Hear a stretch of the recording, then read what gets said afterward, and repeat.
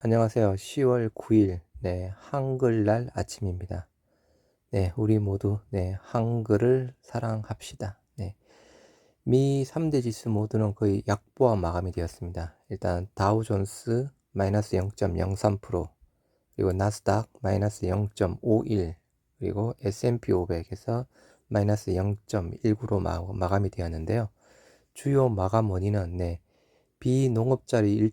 비농업자리 일자리 수가 예상보다 많이 줄어들었습니다. 예상은 한 50만 개를 예상했는데요. 실제적으로 한 19만 개밖에 나오지가 않았습니다.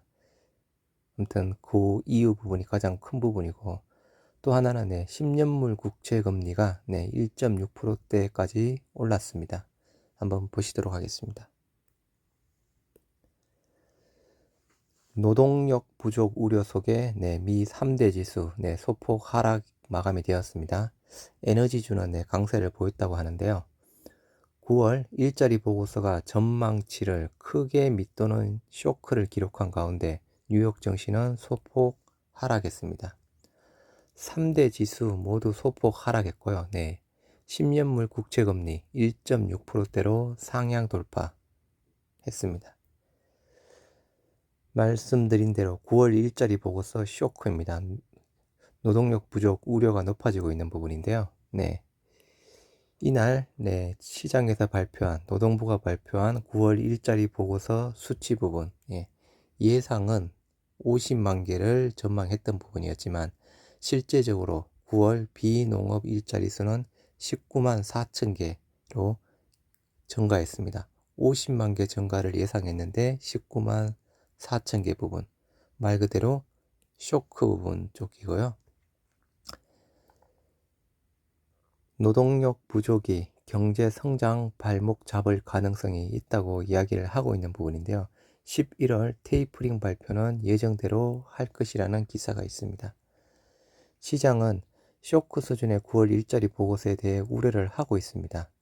앞으로 강력한 경제 회복세를 보일 것으로 기대했던 미국 경제가 노동력 부족에 의해 제동이 걸릴 수 있다는 분석도 나오고 있는 부분인데요. 그러나 연방준비제도가 테이퍼링 계획을 발표하는 것을 막지는 못할 것이라고 시장에서는 그렇게 이야기를 하고 있습니다. 일단 봐야 되는 부분이죠. 그죠? 유가 부분도 장중에 80달러를 돌파를 했다고 하고요. 일단은 테이퍼링 부분은 좀 더 지켜봐야 되는 부분입니다. 일자리 부분 관련한 방송 같이 한번 보시도록 하겠습니다. 미국의 지난달 신규 일자리 수가 19만 4천 개로 집계됐는데 전문가 전망치에 크게 못 미치면서 경기 회복 속도가 더뎌질 것이란 우려가 나오고 있습니다. 세계적인 공급망 병목 현상과 맞물리면서 미국 경제의 불확실성이 커지고 있습니다. 뉴욕에서 한보경 특파원이 보도합니다. 미국의 지난달 신규 일자리 수가 19만 4천 개로 집계됐습니다. 지난 8월의 절반 수준에 그쳤고 전문가 전망치 50만 개도 크게 밑돌았습니다. 연방정부의 특별 실업수당 지급 종료로 취업자 수가 큰 폭으로 증가할 거란 관측이 우세했는데 고용시장이 델타 변이란 복병에 회복 속도를 끌어올리기가 만만치 않았다는 분석입니다. September the 13th, when COVID cases were averaging more than 150,000 per day. Since then, we've seen the daily cases fall by more than 1/3, and they're continuing to trend down. We're continuing to make progress. 코로나19 확진자 수 감소로 일자리 회복세가 다시 빨라지고 있다는 얘긴데 문제는 미국의 경제 상황이 그리 녹록치가 않다는 데 있습니다. 노동력 부족과 세계적인 공급망 병목에서 촉발된 인플레이션이 경기 회복 속도를 늦출 거라는 우려가 커지고 있어서입니다. That hurts consumers and ultimately is a challenge for business. That means that consumers have less buying power and that weighs on the recovery. 이렇다 보니 연내 자산 매입 규모 축소, 내년 금리 인상을 예고한 중앙은행인 연방준비제도의 이른바 긴축 셈법이 더 복잡해질 거란 전망이 나오고 있습니다. 고공행진하고 있는 물가를 관리하려면 긴축이 필요하지만 경기 회복 속도가 더뎌지는 시나리오도 감안해야 하기 때문입니다. 다만 파월 연준 의장은 연준의 긴축 일정에 영향을 주는 고용 지표는 신규 누적 일자리 수라고 밝힌 바 있어서 지난달 진갑북 둔화가 연준의 긴축 시간표에 별다른 영향을 주지는 않을 거라고 월스트리트 저널 등은 보도했습니다. 뉴욕에서 KBS 뉴스 한보경입니다. 네, 일자리 전가세, 네, 2달째 실망이라는 부분입니다. 네, 재택치료 확대한다고 이야기를 했죠. 네, 재택치료 이탈 시에 안심밴드 착용한다고 합니다. 확진자는 열흘 뒤에 격리 해제가 되는 부분인데요. 일단 많은 문제가 있습니다. 한번 보시도록 하겠습니다. 다른 기사에 언급된 부분입니다. 제대로 지금 대책을 세우고 있지는 않는 것 같은데요. 단계적 일상 회복을 앞두고 정부가 재택치료 확대 방안을 발표했습니다. 70세 미만의 무증상 또는 경증 환자는 집에서도 치료받을 수 있는데요. 이 자세한 재택치료 방안을 이효영 기자가 설명해 드립니다. 네, 재택치료가 가능한 사람 우선 70살 미만이어야 합니다. 증상이 없거나 가벼워야 하고 본인이 동의하면 됩니다. 그럼 재택치료가 안 되는 사람은 어떤 사람일까요? 열이 나거나 호흡곤란 등 코로나19 증상이 있는 환자들, 기저질환이 있거나 고도 비만인 사람, 증상이 있는 임신부도 안 됩니다. 살고 있는 환경도 중요합니다. 고시원같이 감염에 취약한 곳, 또 1인 가구 여럿이 생활하는 이른바 쉐어하우스 같은 곳에선 재택치료가 안 됩니다.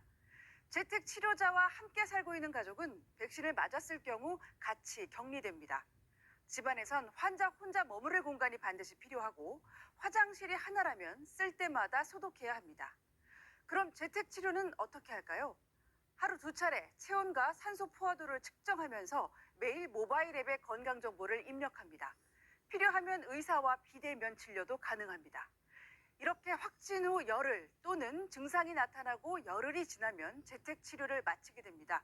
재택치료 중에 상태가 악화된다면 단기 진료센터로 이송되는데 호전되면 다시 집으로 돌아가고 악화되면 전담병원으로 옮겨집니다. 재택치료지를 이탈했다가 적발되면 안심밴드를 차게 됩니다.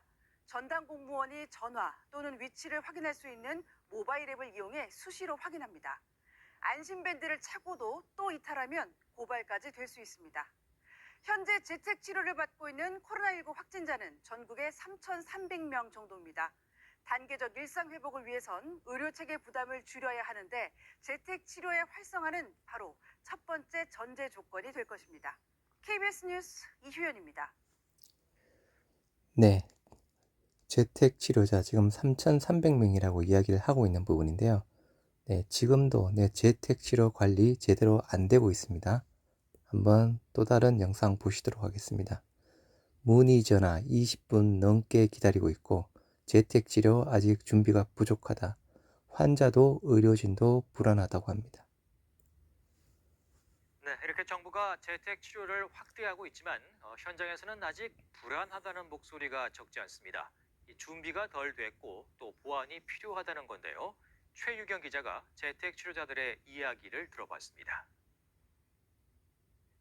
지난 3일 확진 판정을 받았지만 증상이 거의 없었던 20대 송모 씨. 보건소에서 격리와 재택치료 중 선택할 수 있다고 해 재택치료를 결정했습니다. 사실 격리센터를 가도 그냥 나아지는 걸 지켜보는 것이 치료라고 알고 있거든요.